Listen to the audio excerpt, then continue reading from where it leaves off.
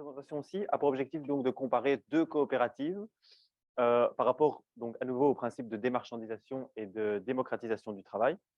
Donc, comme pour la présentation précédente, ça implique, pour le dire rapidement, donc d'analyser d'une part leur capacité à protéger les travailleurs par rapport aux risques et aux exigences du marché et d'autre part à renforcer le pouvoir de décision des travailleurs sur leur propre travail. Alors, un des principaux intérêts de la comparaison de ces deux coopératives, c'est qu'elles mobilisent deux statuts profondément différents pour encadrer le travail réalisé. D'un côté, la SMART, c'est une coopérative de travailleurs autonomes qui mobilise le salariat, et Copeco, qui est l'autre coopérative, a recours au volontariat. Mais ces deux coopératives partagent un horizon commun, un objectif relativement commun, qui consiste à la fois à donner accès à une certaine sécurité à leurs membres, d'une part, et à soutenir leur autonomie individuelle et collective. On avait une slide. Voilà. Okay. Alors, pour faire un bref retour historique, donc le modèle de la coopérative est né en Angleterre donc au milieu du 19e siècle. En un mot, l'ambition des travailleurs à l'origine de ce modèle, c'était de créer un modèle alternatif à l'entreprise capitaliste qui soit basé sur la coopération et qui permette d'améliorer leurs conditions de vie et de travail. Ce modèle s'est développé ensuite en Belgique dans la deuxième partie du 19e siècle et particulièrement au début du 20e siècle. Puis il a suscité un peu moins d'intérêt dans la deuxième partie du XXe siècle, avec l'extension notamment des mécanismes de sécurité sociale. Mais depuis plusieurs années, et en particulier depuis la crise financière de 2008, le modèle coopératif suscite un certain regain d'intérêt et plusieurs initiatives coopératives ont émergé en Belgique. Alors, c'est un modèle qui diffère des entreprises classiques sur plusieurs plans. Donc, par rapport à ce qui nous intéresse ici, sur le plan démocratique, tout d'abord, à la différence de l'entreprise classique dans laquelle le pouvoir est basé sur le nombre d'actions, donc sur le nombre de parts qu'on possède, dans le modèle de la coopérative s'appuie sur le modèle de l'Assemblée générale, qui a priori est basé sur une personne à une voix, même s'il y a certaines dérogations à ce principe.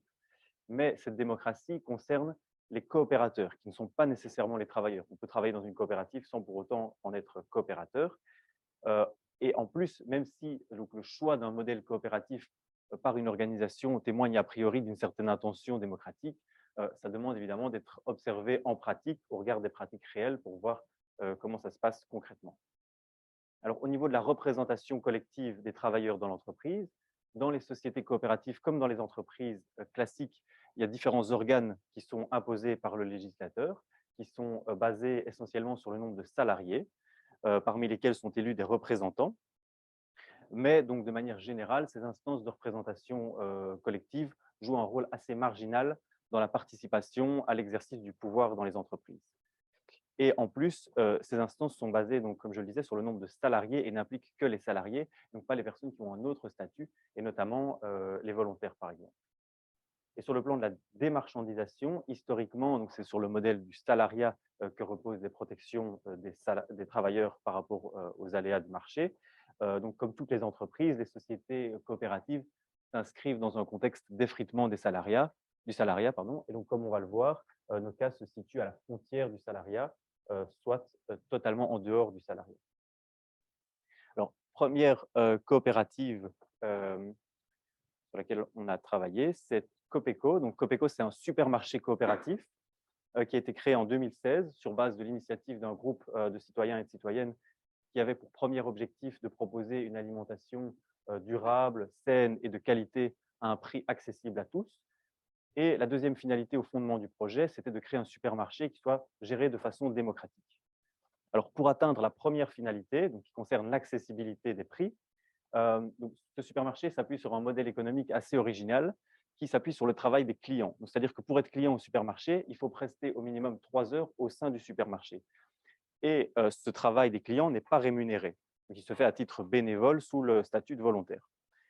Et c'est le fait de s'appuyer entièrement sur ce travail gratuit des clients qui permet au supermarché de proposer des prix réduits, étant donné qu'il n'y a pas de frais salariaux à payer. Donc, les clients sont aussi les coopérateurs de la coopérative. Pour devenir client, il faut prendre une part sociale de 25 €. Alors, c'est compliqué de faire le décompte exact du total des heures qui sont prestées à titre bénévole au service de la coopérative, mais ça représente environ 5 à 10 équivalents temps plein. Alors, est-ce que ce modèle économique permet d'atteindre la première finalité? les prix sont vendus les produits sont vendus à un prix nettement plus abordable que dans les magasins qui proposent des produits similaires, mais les prix restent plus élevés que les produits de base dans les grandes surfaces classiques. Donc, par conséquent, ça implique, d'après les entretiens que j'ai menés jusqu'à présent, que la grande majorité des coopérateurs sont des personnes qui étaient déjà au moins sensibles au fait d'avoir une alimentation saine, locale, respectueuse de l'environnement, et qui pouvaient se le permettre financièrement au moment de s'inscrire en tant que coopérateur. La deuxième finalité, donc je le disais, c'est d'être une organisation démocratique. Alors, tout d'abord, étant donné que le travail est presté sous le statut de volontaire et non de salarié, il n'y a pas d'organes de négociation collective tels qu'ils sont prévus légalement. Mais tous les travailleurs ici sont aussi des coopérateurs. C'est-à-dire qu'ils disposent d'une voix lors des assemblées générales, et ce, quel que soit le nombre de parts auxquelles ils ont souscrit. Ces assemblées générales, elles visent à définir les fondements et les grandes orientations de la coopérative, en théorie. En pratique, il y a relativement une partie assez limitée des décisions qui sont prises en assemblée générale. Alors, au-delà de l'assemblée générale, la particularité de la coopérative, c'est d'organiser le travail en différents groupes de travail qui s'appellent des caddies. Donc, par exemple, pour la gestion des ressources humaines, des achats dans le magasin, de la communication. C'est-à-dire que tout coopérateur qui le souhaite… Ah, pardon. Merci. Voilà. C'est-à-dire que tout coopérateur qui le souhaite peut intégrer un caddie, donc un groupe de travail, et donc participer à la gestion de la coopérative, en plus ou à la place de ces 3 heures par mois. Et ensuite, chaque caddie désigne un chef du caddie qui siège dans un comité de pilotage qui est chargé de prendre les décisions principales de la coopérative, donc de coordonner l'activité, de prendre des résolutions, de définir les objectifs de ces caddies, justement, voire d'arrêter ou de créer des caddies. Et enfin, dernier organe, il y a un conseil d'administration qui est élu par l'Assemblée générale et qui lui aussi a un pouvoir assez important puisqu'il assure la validation ou non des décisions qui sont prises par le comité de pilotage. Et donc, ce que ça signifie, c'est qu'il y a une hiérarchie quand même de fait au sein de la coopérative qui est liée au temps mis au service de la coopérative et à l'implication dans les organes de décision. Ne fût-ce que grâce à la connaissance interne que ça permet par rapport à la plupart des coopérateurs qui prestent 3 heures par mois et qui, pour certains, soit n'ont pas envie de s'investir plus dans ces caddies, soit ne se sentent pas légitimes vraiment de prendre position au sein de la coopérative. Ah non, il y en a encore une, donc je termine juste là-dessus. Donc, pour conclure, sur le plan de la démarchandisation du travail, on peut dire que cette expérimentation présente un résultat mitigé, puisque en tant que volontaires, les travailleurs ne bénéficient pas des protections qui sont attachées au salariat, ils ne sont pas rémunérés, ils n'ont pas accès aux mécanismes de protection sociale.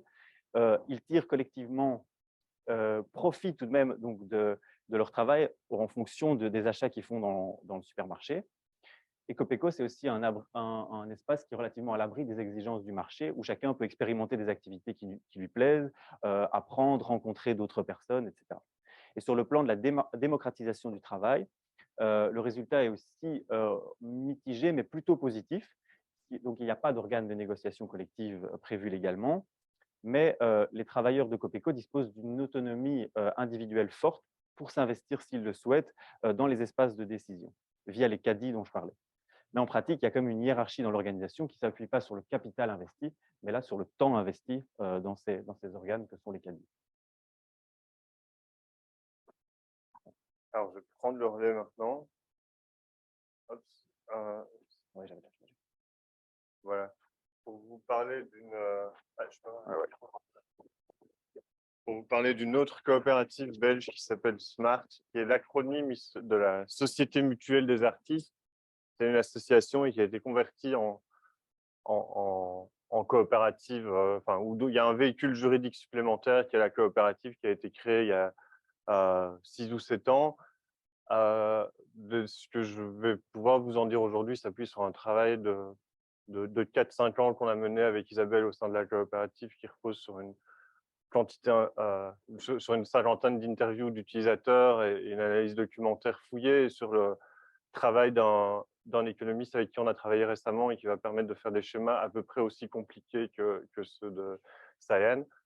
En termes de, si on reprend le schéma de présentation que proposait Joseph tout à l'heure, à savoir on commence par se poser sur les finalités de la coopérative et puis on regarde les moyens qu'elle déploie pour parvenir à réaliser ces finalités. On se trouve dans une situation où l'intention des fondateurs de Smart, c'était d'assurer la sécurité professionnelle des travailleurs qui étaient initialement surtout les artistes. Et donc, l'intention était de les sortir de l'économie informelle, autrement dit du travail au noir, ce qui est une intention partagée par des politiques publiques qui aujourd'hui créent beaucoup de sous-statuts d'emploi en Belgique et en France, avec l'intention ici de les aider à accéder à des revenus plus ou moins stabilisés progressivement au statut même de salariés. Aujourd'hui, il y a 17 500 personnes, en tout cas l'année passée, qui ont été salariées via Smart en Belgique. En termes d'autonomie, vu qu'on parle de travail artistique, il y avait un énorme enjeu dès le départ à assurer aux travailleurs concernés que le recours à cet outil-là n'entrave pas leur créativité. Et donc, la question de l'autonomie au sens dans l'exécution même de chacune de leurs activités, mais aussi progressivement dans la façon dont ils articulent ces différentes activités, c'est-à-dire, pour le dire dans des termes marchands, dont ils passent d'un client à un autre éventuellement, mais aussi dont ils agencent leur temps de travail. Et puis, progressivement, avec la structuration de l'entreprise en coopérative, l'enjeu était de donner aux travailleurs les moyens de peser sur les finalités de l'entreprise, sur les services qui leur sont proposés par l'entreprise. Donc, si on se penche maintenant sur la capacité de Smart à mettre en œuvre des outils qui permettent effectivement ou non de réaliser ces moyens, le premier enjeu, c'est de se poser sur le modèle économique de Smart, pour reprendre à nouveau le schéma proposé par Joseph tout à l'heure. Alors, ça nécessiterait à nouveau un schéma hyper compliqué de pouvoir représenter tous les coûts et tous les véhicules juridiques par lesquels passe cette proposition. Mais globalement, ce qu'on peut dire, c'est que Smart va facturer les prestations des travailleurs dont je parlais à l'instant aux clients de ces travailleurs en majorant légèrement le montant des factures, officiellement 6% dans les faits, parce qu'il y a quelques pourcents en plus qui doivent venir s'ajouter, mais on ne va pas rentrer dans ces détails là pour le moment. En échange du montant qui est ponctionné ou qui est ajouté aux factures par Smart, la coopérative offre via ce qu'ils appellent l'équipe mutualisée, qui représente aujourd'hui en Belgique une centaine de travailleurs, toute une série de services, de l'accompagnement social à l'accompagnement économique, en passant par de l'appui juridique en cas de conflit avec les usagers, la structuration de la plateforme qui sert à déclarer toutes ces activités et toute l'animation de la vie coopérative aussi pour faire le lien avec ce qui vient ensuite. Alors, voilà les schémas illisibles qui commencent à arriver. Pour questionner cet enjeu d'accès à l'autonomie, la première chose à soulever, c'est que, comme dans le modèle de Copeco, le passage au sociétariat, donc l'achat d'une part sociale, est imposé, mais uniquement pour ceux qui mobilisent Smart au moins 3 fois par an, qui font au moins 3 factures par an. Donc, ça veut dire qu'au sein de l'Assemblée générale, des coopérateurs ne sont pas obligatoirement représentés les utilisateurs occasionnels du service. Or, ils représentent, c'est la partie inférieure, si on regarde les lignes horizontales sur les deux sphères, ils représentent quand même un nombre significatif d'utilisateurs au sein de la structure aujourd'hui.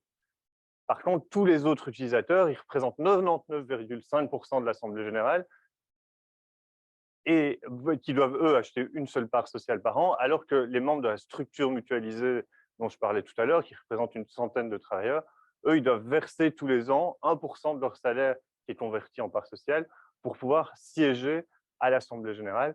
Et donc là, c'est à nouveau sous une base volontaire, parce que juridiquement, en Belgique, on ne peut pas imposer aux travailleurs d'acheter des parts de leur entreprise. Donc on voit ici comment, en question de l'autonomie en termes d'accès au gouvernement de la coopérative, il y a des variations importantes. Si on regarde l'autonomie en termes d'exécution du travail, de contenu de l'activité, on voit la distinction entre les deux sphères. Il y a en fait plus de 70% des utilisateurs qui ont un seul client. Et donc, il y a plus de 70% qui ont un seul client, c'est un peu excessif, qui ont un client dominant, c'est-à-dire un client qui représente plus de 70% de leur chiffre d'affaires global. Et donc, s'ils sont autonomes aux yeux de Smart, c'est parce que Smart ne va pas mettre son nez dans le contenu même de l'activité, dans la façon dont l'activité de ses utilisateurs est ou non, parce que je ne dis pas que c'est systématiquement le cas, déterminé par le rapport à ce client, à ce donneur d'ordre, pour utiliser la terminologie interne. Et donc, ça nous permet de rappeler et d'accéder progressivement au point suivant, que chez Smart, l'autonomie et l'accès à tous les dispositifs de sécurité restent conditionnés systématiquement à la signature d'un contrat avec un client. Et donc, c'est la capacité d'un individu à pouvoir vendre son travail sur le marché qui va lui permettre ou non d'accéder au droit du travail, ce qui est quand même, à certains égards, si on regarde ça de façon un peu distanciée, ce qui peut apparaître comme étant relativement problématique.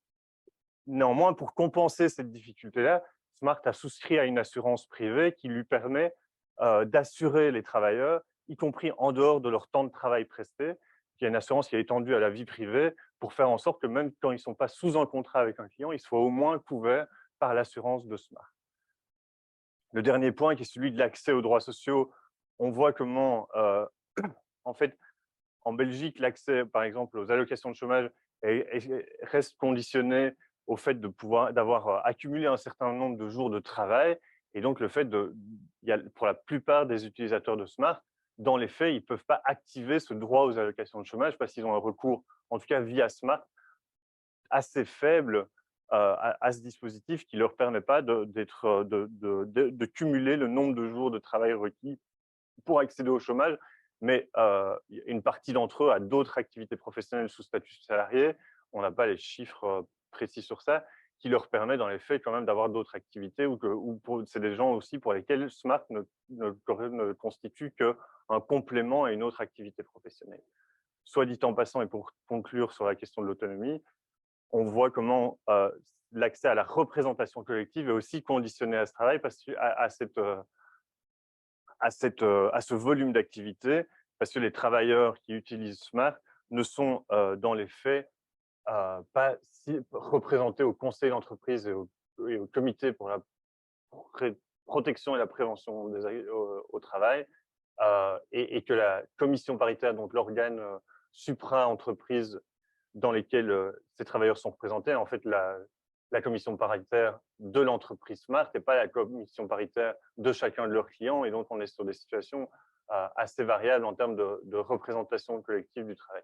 Alors, je ne pensais pas avoir le temps de déplier ce tableau en détail. Rassurez-vous, je veux pas, donc, le fait qu'il me reste 2 minutes n'est pas un énorme problème par rapport à ça.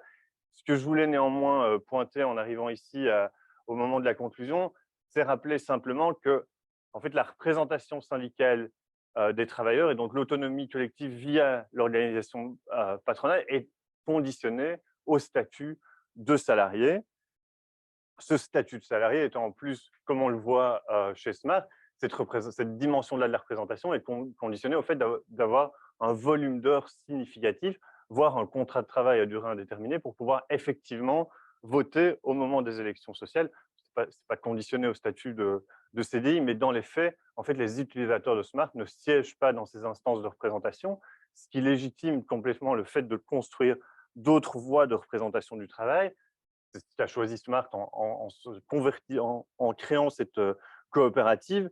Et donc, en faisant, alors cette fois-ci, dépendre la capacité des travailleurs à peser sur les finalités de leur travail, en faisant dépendre ça de leur capacité à acheter une part sociale de l'entreprise.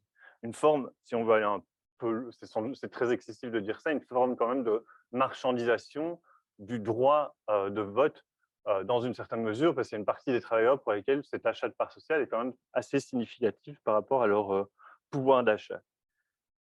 Un deuxième point sur lequel je voulais m'arrêter une seconde avant de laisser le temps à la discussion, c'est le caractère assez diversifié des composantes de ces deux coopératives, qui n'est pas reconnu nécessairement dans l'Assemblée générale, mais qui, dans les deux cas, est reconnu au conseil d'administration, où on a un principe de proportionnalité. Il faut qu'il y ait un certain nombre des différentes composantes de la coopérative qui soient représentées au conseil d'administration. Mais en Belgique, il n'existe pas de statut équivalent à la société coopérative d'intérêt collectif française ou à la coopérative de solidarité québécoise, où là, il y a vraiment des corps qui sont reconnus par le droit. En France, il faut qu'il y ait au moins 3 collèges qui sont les collèges des travailleurs, des usagers et des collectivités territoriales. Ici, on est dans une situation où en fait les statuts ont entériné, pour le dire à nouveau très très rapidement, un rapport de force au moment de la rédaction des statuts entre les différentes composantes de la coopérative qui se voient arroger le droit d'être plus ou moins représentés au conseil d'administration de cette entreprise. Alors, si on veut terminer un peu sur l'enjeu de la sécurité, on l'a vu largement que les protections du droit social étaient difficilement accessibles pour ces travailleurs parce qu'entre autres, une partie de leurs activités ne sont pas très rentables et donc ils ne dégagent pas une marge suffisante pour pouvoir rémunérer le coût du salariat. Mais néanmoins, il y a toute une partie de la sécurité qui est assurée par leur capacité à peser sur les finalités même de la coopérative et donc à définir les services qui leur sont assurés. On n'est pas seulement dans une sécurité économique au sens de l'augmentation du pouvoir d'achat, mais aussi une sécurité au sens de capacité à peser sur les services qui vont leur être fournis. Et dans ce sens-là, il y a un enjeu, nous semble-t-il, à pouvoir institutionnaliser plus fortement cette dimension-là, à réfléchir à une conception de l'émancipation qui, pour le dire dans les termes de Latour, qui est mort il y a 15 jours, de penser des institutions qui ont une conception plus élargie de l'émancipation ou de l'autonomie. Et je terminerai en citant ce passage du mémo sur les classes écologiques qu'il a co-rédigé avec Nicolas Schutz. Tout ce qui permet de superposer le monde où l'on vit et le monde dont on vit dans le même ensemble juridique, affectif, institutionnel et matériel sera dit progressiste ou mieux émancipateur. Et tout ce qui affaiblit, ignore ou dénie ce lien de superposition sera dit réactionnaire. Et en ce sens, les deux cas sur lesquels on travaillait sont des tentatives d'institutionnaliser par un droit propre, à savoir les statuts de la coopérative, une forme de représentation de ces différentes sensibilités, différentes définitions de l'émancipation.